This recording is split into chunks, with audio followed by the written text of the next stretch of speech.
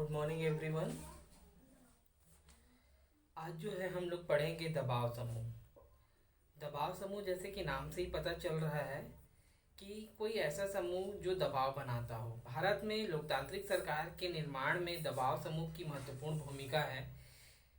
हम कह सकते हैं कि एक स्वस्थ लोकतंत्र के निर्माण में दबाव समूह जो है अपनी महती भूमिका निभाता है कि वो सरकार के निर्माण में भले वो चुनाव प्रक्रिया में भाग नहीं लेता है, परंतु निर्वाचन के दौरान जो है वह सरकार पर जो है अधिक से अधिक दबाव बनाता है।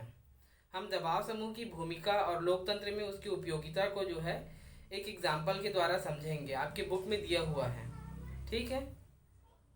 दबाव समूह 1984 में कर्नाटक सरकार ने एक plywood Karnataka pulp would limited नाम की कंपनी बनाई, ठीक है। 1984 में कर्नाटक सरकार ने एक पल्प वुड लिमिटेड नामक एक प्राइवेट कंपनी बनाई और उसे 30,000 हेक्टेयर जमीन जो है 40 सालों के लिए दे दी, जिसमें उसका जो है उपयोग उस कंपनी को करना था।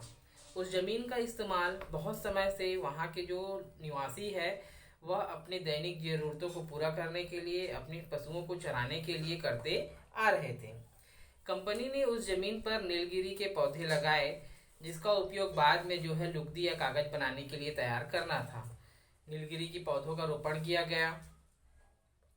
लेकिन सन 1986 से पहले जो किसान और राज्य के जाने माने लेखक और पर्यावरण ने मिलकर के जो है उस सामुदायिक जमीन को बचाने के लिए आंदोलन शुरू कर दिया। उन्होंने सरकार और मुख्यमंत्री को ज्ञापन दिया और उनके द्वारा कोई कार्यवाही न करने पर सर्वोच्च न्यायालय में याचिका दायर की। सर्वोच्च न्यायालय ने आदेश जारी करके यह कहा कि जैसी यथास्थिति बने वैसी बने रहे, लेकिन उसके बावजूद जो जमीन है वो गांव वासियों को वापस ना मिलने पर सन 1987 में कुनसुर नामक गांव में सत्याग्रह शुरू किया गया, जिसका नाम था किटिक्खो हचिक्को, ठीक है। क्या नाम था? किटिक्खो हचिक्को, अर्थात उखाड़ो और रोपो, जिसके अंतर्गत जो है वहां पर जो नीलगिरी के पेड़ लगाए गए थे उसको उखाड़ करके जो है वहां के लोगों ने क्या किया, ऐसे पौधों का रोपण किया गया जो वहां के गांव वालों के लिए लाभकारी हो अथवा फायदेमंद हो।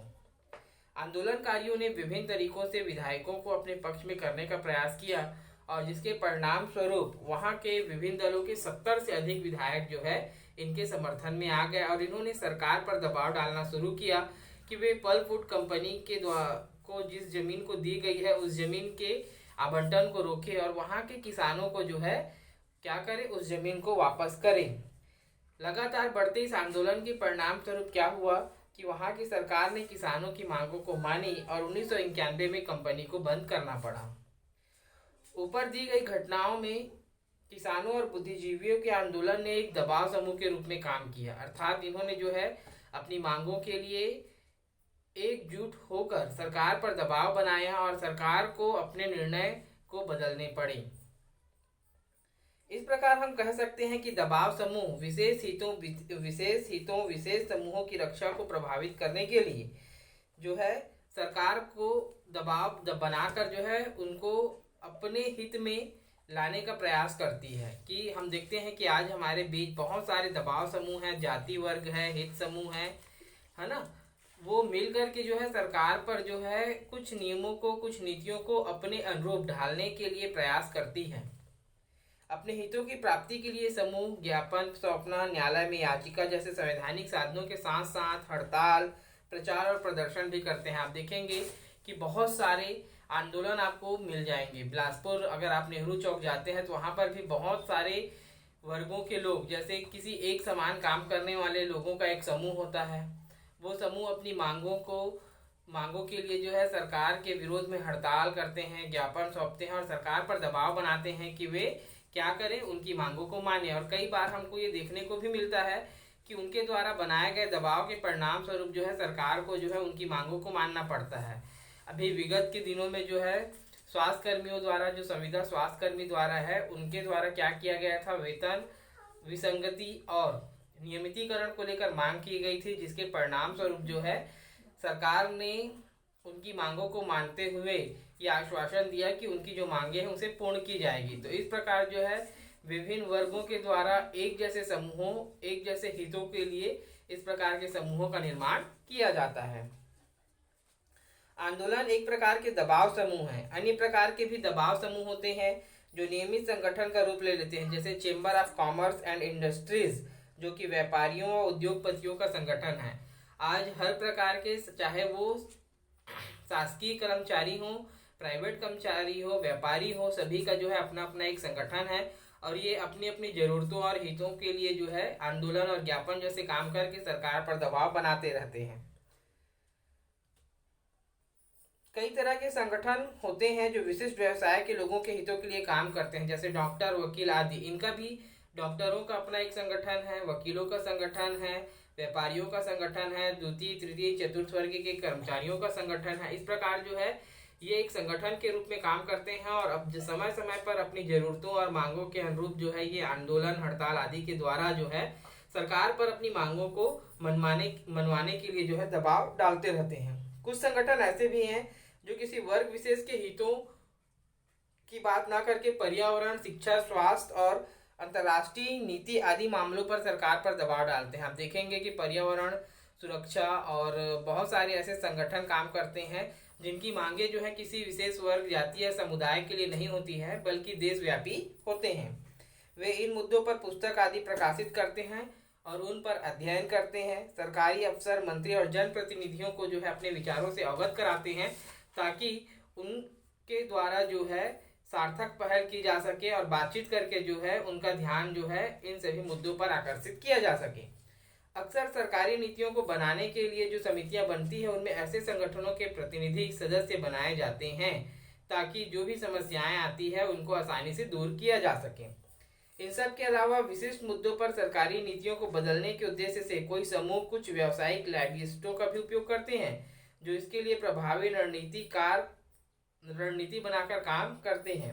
इस प्रकार हम देखते हैं कि लोकतंत्र में विभिन्न हित व समूह अपने पक्ष में नीतियां बनवाने और क्रियान्वयन करने के लिए जन आंदोलन से लेकर व्यावसायिक लॉबिस्टिक तक विभिन्न प्रकार के दबाव समूह बनाते हैं। लॉबिस्टिक मतलब किसी प्रकार का एक समूह होता है, व्यापारिक समूह होता है, घराने होते हैं, या कह लें कि कुछ घराने हैं हमारे यहाँ जो व्यवसाय से जुड़े हुए हैं। ये जो है सरकार के नीति निर्माण और क्रियान्वयन में जो है महत्वपूर्ण भूमिका निभाते हैं और सरकार भी जो है किसी प्रकार के इस नीति नियम बनाते हैं तो उनके जो समूह होते हैं उसमें इनके सदस्यों को भी शामिल करते हैं।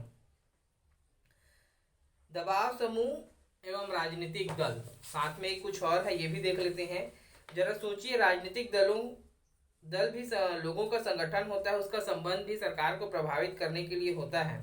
इस प्रकार राजनीतिक दल भी दबाव समूह होते हैं, लेकिन यह कहना ठीक होगा, वास्तव में ऐसा नहीं। राजनीतिक दलों से दबाव समूह इस अर्थ में अलग होते हैं क्योंकि राजनीतिक दल का मुख्य उद्देश्य सत्ता की प्राप्ति करना या सरकार बनाना होता है, जबकि दबाव समूह का उद्देश्य सत्ता की प्राप्ति नहीं होता बल्कि सरकार को प्रभावित करके अपनी मांगों और अपनी बातों को मनवाना होता है। ठीक है, अगर हम राजनीतिक दल और दबाव समूह में अंतर देखें तो बहुत सूक्ष्म अंतर है। राजनीतिक दल का मुख्य उद्देश्य होता है सरकार या सत्ता की प्राप्ति करना और अपनी सरकार बनाना, लेकिन दबाव समूह का उद्देश्य कभी भी सरकार की प्राप्ति या सरकार या सत्ता बनाना नहीं होता है, बल्कि उसका मुख्य उद्देश्य सरकार पर दबाव डालकर अपनी नीति नियमों को लागू करवाना। ठीक है, जैसे हम अगर दबाव समूह की बात करते हैं या समूह की बात करते हैं तो दुर्गा उत्सव भी के लिए जो है अस्थायी समूह होता है। दुर्गा उत्सव के समय या गणेश उत्सव के समूह देखिए क्या होता है कि जैसे ही ये उत्सव प्रारंभ होते हैं तो बहुत सारे लोग जो है इकट्ठा होकर जो है क्या कर लेते हैं, समूह बना लेते हैं, और जैसे ही वो समूह दुर्गा विसर्जन या गणेश विसर्जन समाप्त होता है तो वो समूह भी स्वतः ही समाप्त हो जाते हैं। तो ये अस्थायी समूह होते हैं।